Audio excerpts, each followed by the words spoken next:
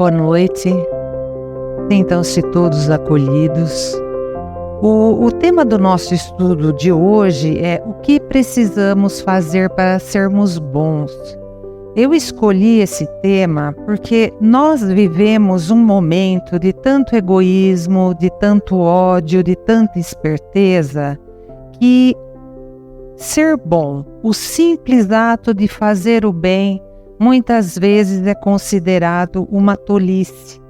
A gente fica até com a impressão que precisa a gente ser um super-homem ou uma mulher maravilha para poder ser um homem bom, né?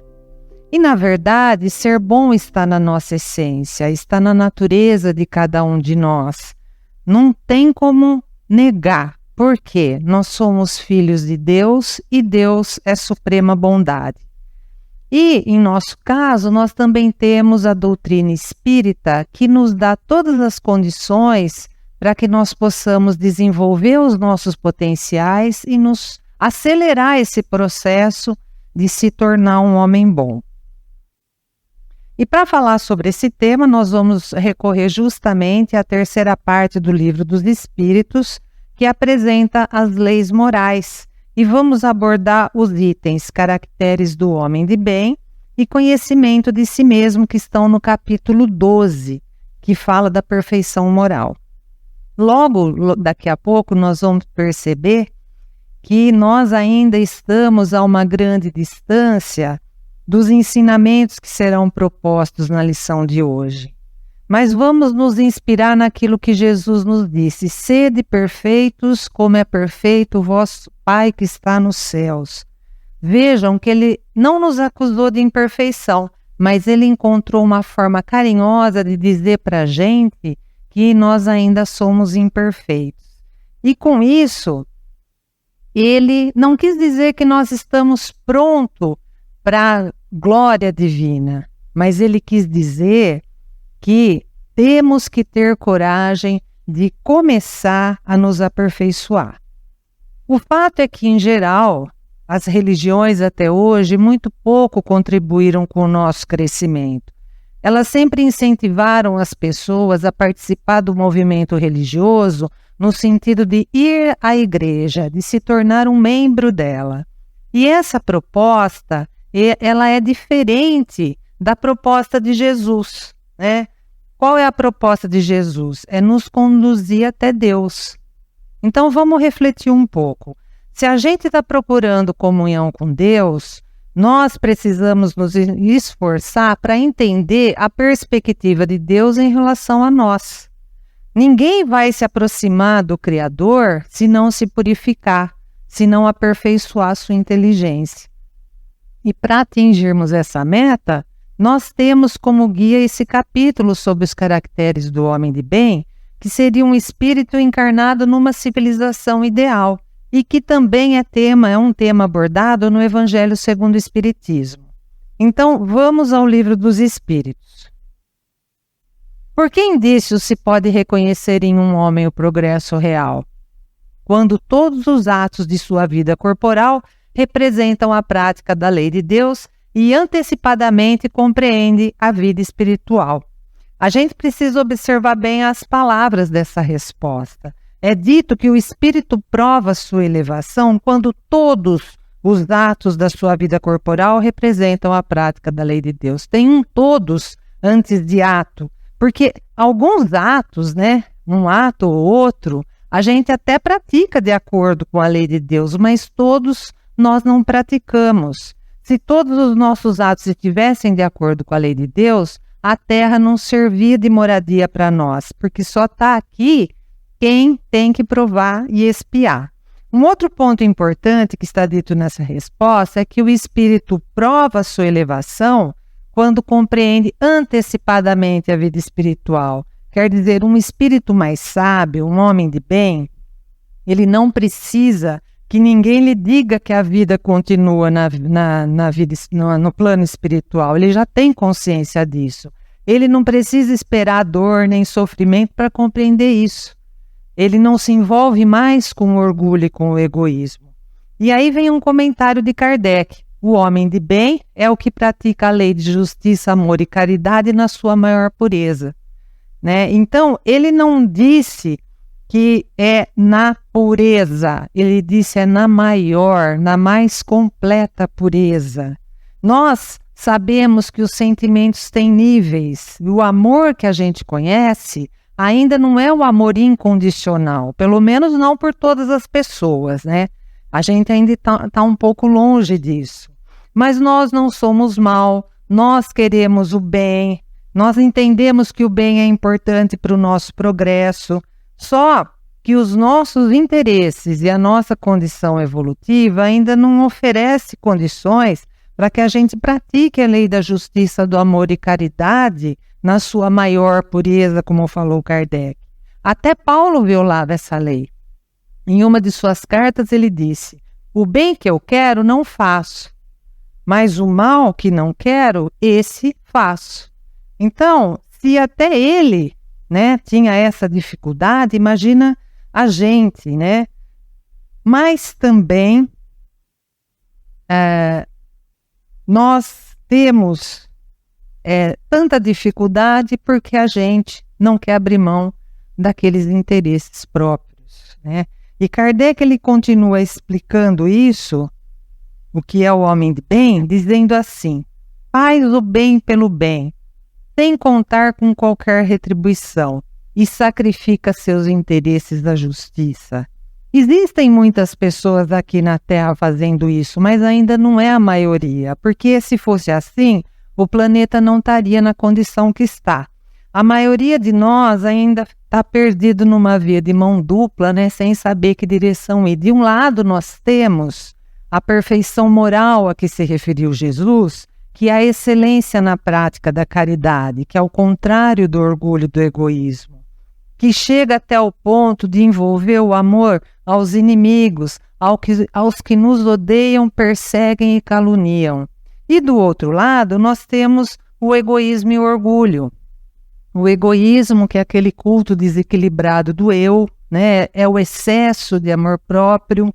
É quando a pessoa pensa tanto nela que não sobra tempo para pensar em mais ninguém. E é uma mentalidade predatória, porque a pessoa pensa assim: olha, pode faltar para todo mundo menos para mim. É predatório isso. E também, junto com o egoísmo, está o orgulho, que é quando a pessoa tem tanta autoestima que todo mundo é ruim e só ela tem valor. Ela coloca sempre a responsabilidade das reações das pessoas no outro, nunca nela. E ela não aprende com o outro, ela se fecha.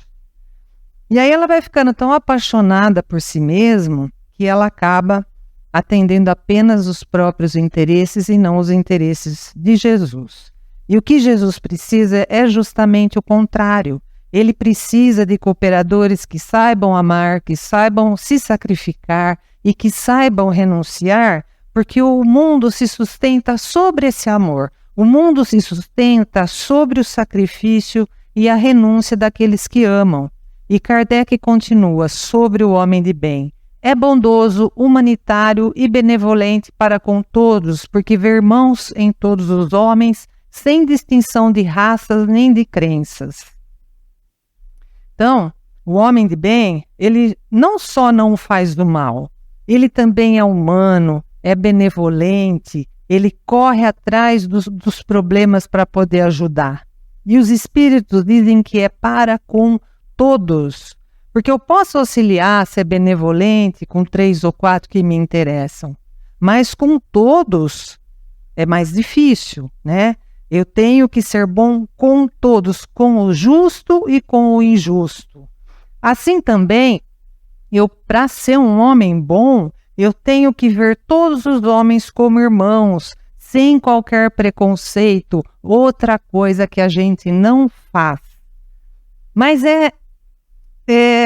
nossos atos, a gente tem uma ilusão, né, de achar que os nossos atos, eles dizem respeito somente a nós, né? E, na verdade, tudo que a gente faz influencia o outro e influencia também o ambiente onde a gente está, né? E eu tenho não só que entender isso, como também entender que eu preciso colocar as minhas disponibilidades, as minhas possibilidades ao dispor dos meus semelhantes. E pensar se a minha contribuição para o mundo está sendo positiva. Porque seria um grande erro eu gastar as minhas forças somente para mim, sem proveito de ninguém, né? Qual seria a vantagem da minha experiência terrestre, né, se eu tirar tudo que eu obtiver de ensinamento, de colheita, somente para mim? Não seria correto. E Kardec continua sobre o homem de bem. Se Deus lhe outorgou o poder e a riqueza, considere essas coisas como um depósito de que lhe cumpre usar para o bem. Delas não se envaidece, por saber que Deus, que lhe as deu, também lhes pode retirar. Então, o dinheiro que a gente tem, a casa que a gente mora, nosso carro, nossos títulos, nossa posição social, nosso corpo físico são instrumentos que nós recebemos para cumprir a nossa missão aqui na Terra. Eles nos ajudam a realizar as nossas tarefas, mas não são um fim em si mesmo. E por isso, nós temos que ter a responsabilidade do uso que nós fazemos desses instrumentos, né? Aquele que tem dinheiro, que tem poder, pode usar isso ou para o bem ou para o mal, né? Agora, será que esse dinheiro ou esse poder está gerando trabalho, está gerando oportunidades, está gerando socorro, está gerando progresso?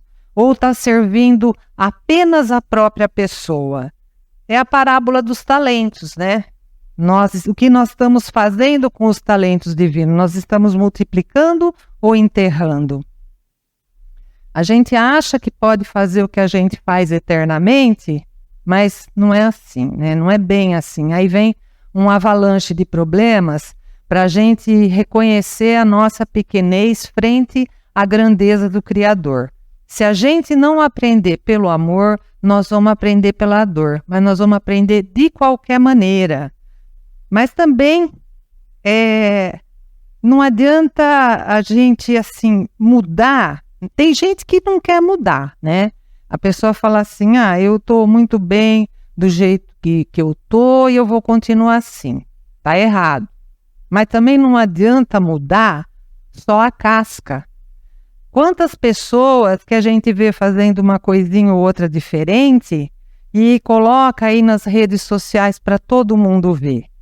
A pessoa se acha um sucesso porque tem sei lá quantos mil seguidores no Instagram, mas e daí? O que esse sucesso está trazendo de progresso para a humanidade? Então, não adianta também a gente se esconder atrás de uma falsa mudança. Mudar por pressão, ou mudar por competição, né? Está todo mundo mudando, então eu também preciso mudar para alcançar um status, né? Isso faz mal para a sociedade, faz mal para cada um de nós, independente de nós sermos uma pessoa com dinheiro ou não, de termos muito poder ou não, de termos muitos seguidores no Instagram ou não. Porque aí a gente fica muito na superfície e a proposta da doutrina espírita, a proposta de Jesus, é uma mudança muito mais profunda, porque é uma mudança do espírito. Então, nós temos que trabalhar por uma sociedade cooperativa e não por uma sociedade competitiva, né? A cooperação é o que realmente vai trazer o progresso e o bem-estar de todos. E Kardec continua sobre o homem de bem ainda, né?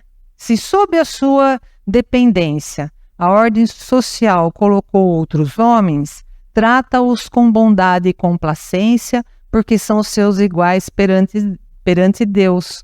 Usa da sua autoridade para lhes levantar o moral, e não para os esmagar com seu orgulho. Então, se eu estou numa posição de mando, eu devo me esforçar para que os outros não sejam obrigados a me respeitar, mas eles me respeitam porque eu mereço. Eu deixo de obrigá-los a me servirem para ser um companheiro que Deus colocou para os orientar. E isso é, em geral, a diferença, né, que existe entre um chefe e um líder, porque o chefe diz faça e o líder diz façamos. E Kardec continua: é indulgente para com as fraquezas alheias, porque sabe que também precisa da indulgência dos outros e se lembra dessas palavras do Cristo: atire a primeira pedra aquele que estiver sem pecado. Todos nós necessitamos de indulgência. E nós até somos indulgentes, mas nós somos indulgentes para conosco, para com as nossas fraquezas e não para com as fraquezas do outro. Embora todos nós tenhamos telhados de vidro, os espíritos superiores, eles são muito indulgentes conosco e com as nossas imperfeições. E a gente precisa tomar isso como exemplo. Nós precisamos lembrar que Deus é amor, Ele não pune, Ele educa, e que Jesus veio para combater o pecado, não o pecador. Que todos nós somos irmãos e que por ora nós não atingimos a pureza. Então, vamos ser honestos nas nossas práticas e não vamos apontar o defeito dos outros com os dedos sujos, porque nós ainda não temos autoridade moral para apedrejar ninguém. E continua Kardec: não é vingativo, a exemplo de Jesus, perdoa as ofensas para só se lembrar dos benefícios, pois não ignora que, como houver perdoado, assim perdoado lhe será. E aí é outra coisa que a gente tem dificuldade, né? Porque quando a gente, quando a gente, por exemplo, vê um crime hediondo, né? É comum a gente ouvir as pessoas dizerem assim: deveria fazer igualzinho com o criminoso, né? O que é isso? É vingança, né? Quantas vezes no dia a gente ora o Pai Nosso pedindo para Deus perdoar as nossas ofensas como nós perdoamos a quem nos ofende, e a gente não perdoa ninguém ou perdoa muito mal perdoado. E continua Kardec: respeite, enfim, em seus semelhantes todos os direitos que as leis da natureza lhe concedem, como quer que os mesmos direitos lhe sejam respeitados. Então, nós precisamos, respeitar todos os direitos dos nossos semelhantes, não são apenas alguns, né? E para isso, nós precisamos melhorar muito, né? E para melhorar, nós precisamos nos conhecer. A gente precisa compreender que é inferior ainda. Mas a lei do progresso, ela é uma lei divina. Deus não criou a gente para ficar estagnado, né? Eu até posso prorrogar muito a minha evolução, mas indefinidamente não, porque Deus não permite, né? Porque eu não tenho esse controle, tanto que o livre-arbítrio, ele é relativo, ele não é absoluto. Eu sou uma criatura, eu tenho um Criador que me controla, porque se eu não operar a minha evolução, eu vou ser nocivo para a sociedade. E eu não posso conviver socialmente se eu não melhorar, né? Eu vou contaminar o ambiente, eu vou interferir de maneira nociva na vida de quem não merece. E isso Deus não permite que eu faça. Eu só vou causar um mal a alguém com a minha inferioridade quando esse alguém está na minha sintonia e, de certa forma, por problemas evolutivos de aprendizagem dele, ele está merecendo esse mal, porque senão Deus não permite. E para melhorar, eu preciso do conhecimento de mim mesmo. Se a gente não se autoanalisar para encontrar as nossas qualidades e os nossos defeitos na nossa maneira de ser, nós não vamos conseguir nos tornar um homem de bem. E por que é tão difícil para a gente se conhecer, né? porque nós somos indulgentes conosco mesmo. A gente conhece mais do outro do que de nós mesmos. E sempre coloca a culpa das nossas reações nos outros. Mas eu vou responder pela atitude dos outros? Não, eu vou responder pelas minhas atitudes. Vamos ver o que Santo Agostinho nos diz sobre isso. Qual o meio prático mais eficaz que tem o homem de se melhorar nesta vida e de resistir à atração do mal? Conhece-te a ti mesmo. Conhecemos toda a sabedoria desta máxima, porém a dificuldade está precisamente em cada um conhecer-se a si mesmo. Qual o meio de consegui-lo? E a seguir, Santo Agostinho ele faz um comentário sobre as atitudes que nós devemos adotar para praticar o autoconhecimento e que nós vamos ver aqui resumidamente por causa do tempo. Ao fim do dia, interrogue a sua consciência. Pergunte se não deixou de fazer algum dever. Pergunte se ninguém tem motivo para se queixar de você. Reflita se fez com alguém o que não gostaria que fizessem com você. Pense se fez alguma ação inconfessável. Interrogue-se. Se Deus chamasse você agora para o mundo espiritual, onde nada pode ser ocultado, você temeria o olhar de alguém? Examine se você fez algo contra Deus, contra o próximo e contra si mesmo. Inquira se você aprovaria suas atitudes nos outros. Procure saber o que os seus semelhantes pensam de suas ações. Não despreze a opinião dos seus inimigos. Eles não têm interesse de mascarar a verdade. Se puder dizer que foi bom o seu dia, poderá dormir em paz e aguardar sem receio o despertar na outra vida. Então, é difícil, mas não é impossível, né, a gente seguir esse caminho. E a gente, tentando concluir tudo que eu disse aqui, né, se a gente for resumir todos esses pensamentos, todas essas lições, a gente poderia dizer que o conhecimento de si mesmo é a chave do nosso progresso individual. É o passo decisivo para a nossa reforma íntima e para nos tornarmos bons. Mas nós vamos realizar a nossa reforma íntima, a gente pode realizar aproveitando a nossa jornada, né? Aliás, a gente só vai realizar durante a nossa encarnação. A gente vai realizar... é como um carro, né? O carro é como se o carro tivesse em movimento e tivesse que ser consertado ao mesmo tempo. A gente faz assim a nossa reforma íntima, durante a nossa reencarnação. A gente tem a reencarnação inteira para ir se reformando, né? E a gente vai se mudando e continua cumprindo os nossos deveres. Então, esse é um dos principais motivos que nós não precisamos aguardar a perfeição para trabalhar na seara do Cristo. À medida que a gente trabalha, o trabalho age em nós e nós vamos nos tornando um espírito melhor. O importante é que esse progresso seja constante, mesmo que pequeno, mas sempre para melhor. E nós temos uma grande inspiração para isso, que é Jesus. Na governadoria da Terra, Jesus conta com assessores divinos, espíritos puros, altas inteligências, mas quando ele encarnou entre nós, ele não trouxe essa equipe com ele. Ele escolheu apóstolos imperfeitos. E por que ele fez isso? Ele fez isso porque nós não nos identificaríamos com os cooperadores dele se eles não tivessem os defeitos que nós temos. Então, só para a gente ficar num exemplo aqui, ele escolheu, por exemplo, Simão Pedro para ser o líder do colégio apostólico. E Simão Pedro tinha muitos defeitos. Para começar, ele era machista.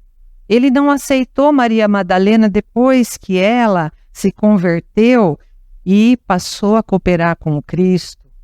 Ele não aceitou que ela trabalhasse na Casa do Caminho, mesmo tendo ela sido a primeira que recebeu de Jesus a mensagem da imortalidade da alma no episódio da ressurreição. Ele também era bravo, era nervoso, era impulsivo, se precipitava. E durante 3 anos, Jesus conviveu com ele. Jesus tomava café com ele, almoçava com ele, pescava com ele, dormia na casa dele. Ele já estava assim, vamos dizer, como a gente fala aqui, se sentindo a última bolacha do pacote, né? E no momento, assim, conforme essa relação deles foi avançando, ele também teve dúvidas, né? Ele duvidou de Jesus quando Jesus caminhava sobre as águas. E no momento mais importante em que ele tinha dito que jamais trairia Jesus, ele negou Cristo 3 vezes. E só na terceira negação ele pôde enxergar o seu verdadeiro tamanho. Ele percebeu que a sua estatura moral não era igual à do Cristo. E foi aí que ele viu o que precisava ser melhorado nele. E, com o passar do tempo, ele se tornou a pedra fundamental do cristianismo dos primeiros tempos, enfrentando gigantescos desafios e terminando a sua jornada entre nós crucificado de cabeça para baixo em amor ao Mestre. Então, nós precisamos enxergar o nosso tamanho, as nossas imperfeições, as nossas lutas e as nossas lições. Sem isso, a gente não melhora porque a gente já acha que já é bom. E vamos fazer igual Simão Pedro fez, né? Mas vamos lembrar que a escolha de Jesus, ela não se baseou no fato de Simão Pedro ter imperfeições. Ela se baseou no fato de que o poder de ser o melhor que podemos está nas nossas mãos. E quando a gente descobre isso, a gente vai dando a nossa contribuição onde Deus nos colocou. Quando a pessoa resolve exercitar o amor incondicional, as virtudes cristãs no limite das suas forças e trabalha para aprender sempre com todas as experiências que ela tem na vida, ela entra numa paz de consciência, uma paz de consciência muito grande. E aí a evolução, ela vai se tornando um fardo leve de ser carregado, porque ela está sendo feita por meio do aprendizado, não da culpa. Porque aí nós entramos em sintonia com Jesus. E Jesus está enviando energias amorosas para a humanidade o tempo todo, nos convidando a sermos bons e a irmos até Deus. Se nós quisermos aceitar esse convite, é porque nós podemos, nós conseguimos e nós merecemos. E aí a vida fica mais leve. Então, um dia, nós vamos ter a felicidade de espíritos puros e todos nós aqui poderemos nos ver nos mundos perfeitos. Que Jesus nos abençoe nessa caminhada. Muito obrigado e vamos para a segunda parte. Boa noite a todos e muito obrigado pela presença. E aí vamos lembrar do Chico Xavier. Num dia 31 de dezembro de um determinado ano, o Chico Xavier fez uma reunião na Comunhão Espírita Cristã ainda, não era no grupo da Espírita da Prece, era numa outra instituição que o Chico Xavier abriu e que tinha assistência para pessoas idosas, tudo, e eu conheci essa instituição, muito interessante, um trabalho maravilhoso. E aí estavam todos reunidos e começaram a fazer um balanço do ano. Aí um falou, esse ano eu comprei um carro novo, aí eu comprei uma chácara, eu comprei um sítio, eu comprei uma casa, eu dei de presente para minha esposa, né? E daí por diante. Aí chegou a vez do Chico Xavier. E você, Chico? Ele falou, todo dia 31 de dezembro, eu faço um balanço da minha vida do ano inteiro, para ver aquilo que eu fiz contra os ensinos que Jesus deixou para nós, e peço perdão, que eu ainda sou muito imperfeito, então eu quero melhorar a minha vida cada vez mais. Então olha aí a visão. Então, todos nós temos uma visão diferente. Nós precisamos das coisas do mundo, mas nós precisamos das coisas de Deus, porque a nossa verdadeira vida é no plano espiritual. Chico Xavier, no livro O Santo dos Nossos Dias. Já contei aqui, mas vale a pena. O homem de bem. Tinha um espírita que ele, qualquer coisa que acontecesse de bom na vida dele, ele abria o Evangelho segundo o Espiritismo. Ele abria ao acaso e lia a mensagem. Ele falava, puxa, isso aqui é para mim, Deus está me ajudando, eu sou muito bom. E ele estava embaixo de uma árvore com um gato dele no colo. E aí veio um temporal. Ele saiu e deixou o gato embaixo da árvore. O raio atingiu a árvore e matou o gato. Ele falou, olha como que Deus é bom para mim, eu vou abrir o Evangelho. Ele abriu o Evangelho segundo o Espiritismo, estava escrito lá, se fosse um homem de bem, teria morrido. Então, quer dizer, ele não tinha melhorado. Isso é verídico. Está no livro Santo dos Nossos Dias, contado pelo Chico Xavier. Então, olha para vocês verem. A gente precisa melhorar muito, mas se nós estamos aqui é porque nós queremos alguma coisa melhor para nós. Olha para vocês verem, é a nossa vida. Mas nós precisamos valorizar a nossa parte espiritual. Que Deus nos abençoe, Jesus nos ampare e nós vamos vencer tudo, porque nós queremos o melhor para nós. Muito obrigado.